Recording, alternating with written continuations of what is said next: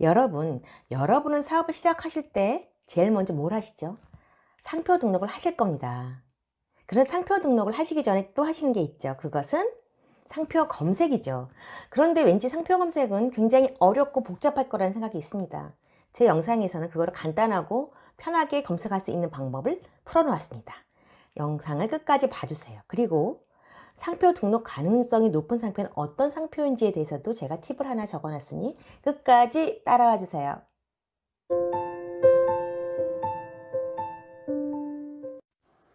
코카콜라를 등록받기 위해서 유사 상표를 검색하려고 할 때 여러분은 코카콜라라고 무작정 검색하십니까? 검색 시는 코카콜라라고 하는 상표명과 탄산수가 속하는 상품 분류를 지정해서 검색해야 합니다. 이 상품 분류는 국제적으로 지정한 국제 분류입니다.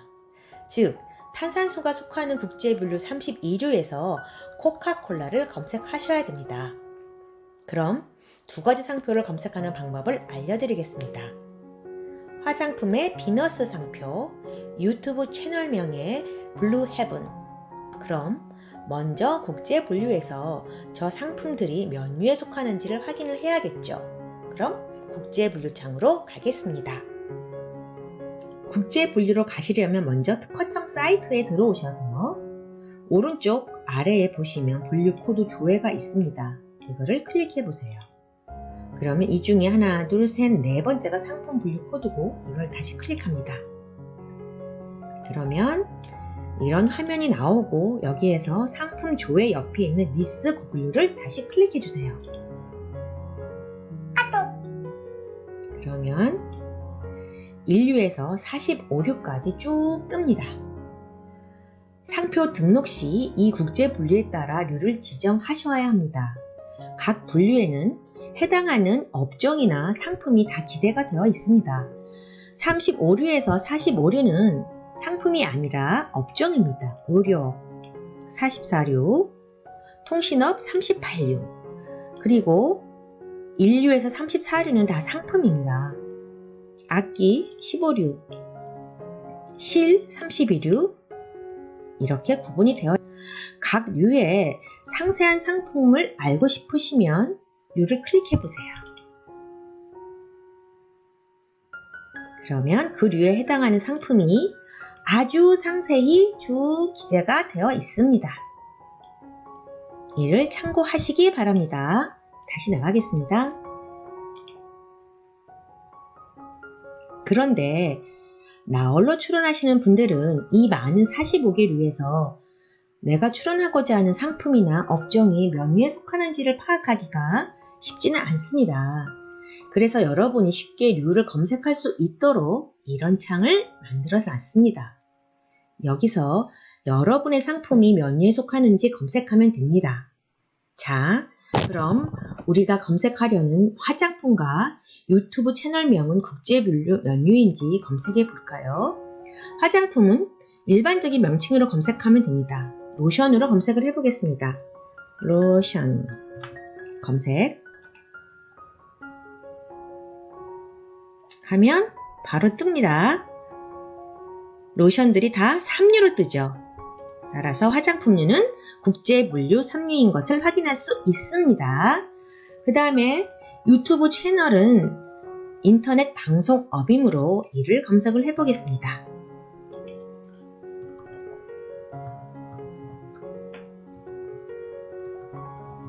자, 검색.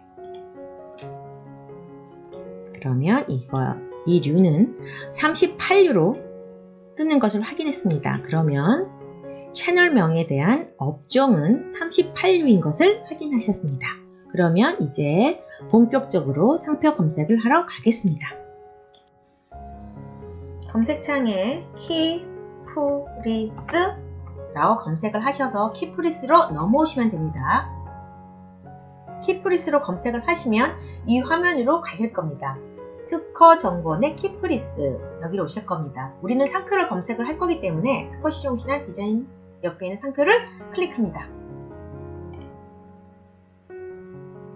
그리고 스마트 검색, 항목별 검색을 위해 이곳을 클릭해 주세요. 우리도 클릭합니다. 그러면 화면을 볼 때 좀 복잡한 화면이 뜹니다. 그러나 여러분 당황하지 마시고 딱 두 군데만 입력하시면 됩니다. 먼저 상표 명칭, 그리고 분류 정보 중에서 상품 분류, 이 두 군데만 입력하셔서 검색을 하시면 됩니다. 그러면 우리는 화장품에 쓸 비너스 상표를 검색을 해야 되기 때문에 상표 명칭을 비너스라고 치겠습니다. 그리고 상품 분류는 아까 찾아봤듯이 3류입니다. 그러나 상품 분류는 두 자리로 입력을 하셔야 되기 때문에 3이 아니라 0, 3으로 입력을 하셔야 됩니다. 그리고 검색을 해보겠습니다. 그랬더니 비너스를 포함하는 상표들이 3류에 43개나 나왔습니다. 엄청나죠? 뭐 비너스 골드, 사랑의 비너스, 특히나 지금 비너스가 등록이 되어 있습니다. 이러한 상황에서는 여러분의 화장품에 쓰는 비너스는 거절될 가능성이 매우 큽니다. 그러므로 이러한 경우는 여러분은 비너스를 포기하시는 게 더 바람직합니다. 그러면 두 번째로 쓸 상표를 검색하러 가겠습니다. 다시 검색창으로 왔습니다. 마찬가지로 상표는 블루헤븐을 쓰시려고 했기 때문에 블루헤븐을 치겠습니다. 그리고 채널명에 쓰일 인터넷 방송업은 아까 확인했듯이 38류이기 때문에 여기에 38류를 치고 검색을 해보겠습니다. 그랬더니 검색 결과가 어떻게 나왔죠? 38류에 블루헤븐은 없다 라고 나왔습니다. 그러면 이 상표는 전혀 문제가 없는 상표라고 단정할 수 있을까요? 아닙니다. 이 결과는 38류에 동일한 블루헤븐이 없다는 의미인 거지 블루헤븐과 유사한 상표가 없다는 뜻은 아닙니다. 이렇게 두 단어로 구성된 상표는 더 상세한 검색이 필요합니다. 즉 두 단어 중에서 핵심이 되는 상표, 즉 블루헤븐 중에서는 헤븐이 핵심이 되는 부분이죠. 블루는 형용사하고 헤븐은 명사이기 때문에 이런 핵심이 되는 부분을 다시 한번 검색을 해봐야 됩니다. 즉 블루헤븐에서 다시 헤븐을 38류에서 검색을 해보셔야 됩니다. 그러면 11개의 상표들이 쭉 나오죠. 여러분이 검색 결과를 볼 때 출원, 등록 또는 공고 된 상표만 비교를 해보시면 됩니다. 쭉 내려오시면 디헤븐이라는 상표가 있습니다. 디헤븐과 여러분의 블루헤븐은 유사한 상표일까 아닐까를 한번 판단을 하셔야 됩니다. 두 상표에서 중요한 부분은 어딜까요? 디헤븐도 헤븐, 우리의 블루헤븐도 헤븐입니다. 거기다가 두 상표 모두 두 단어 결합으로 새로운 의미가 탄생하지 않기 때문에 상표법에 따르면 중요 부분이 동일한 경우는 유사하게 판단될 가능성이 있습니다. 따라서 이 상표도 등록의 안정권은 아니니 다시 한번 고려를 해보셔야 합니다. 여러분, 상표 검색에 대해서 이해가 되셨는지요? 상표는 몇 가지 상표를 두고 검색을 통하여 가장 가능성이 검증된 상표를 선택하시기 바랍니다. 몇 가지 팁을 드리자면 1. 두 단어보다는 한 단어를 선택하세요. 2. 일반 단어보다는 사전상 나와 있지 않은 뜻이 없는 주어 상표를 구상하세요. 3. 캐릭터 상표 또는 캐릭터를 결합한 문자 상표는 일반 문자 상표보다 등록 가능성이 높습니다. 여러 가지를 고려하셔서 여러분의 상표를 등록받으시기 바랍니다.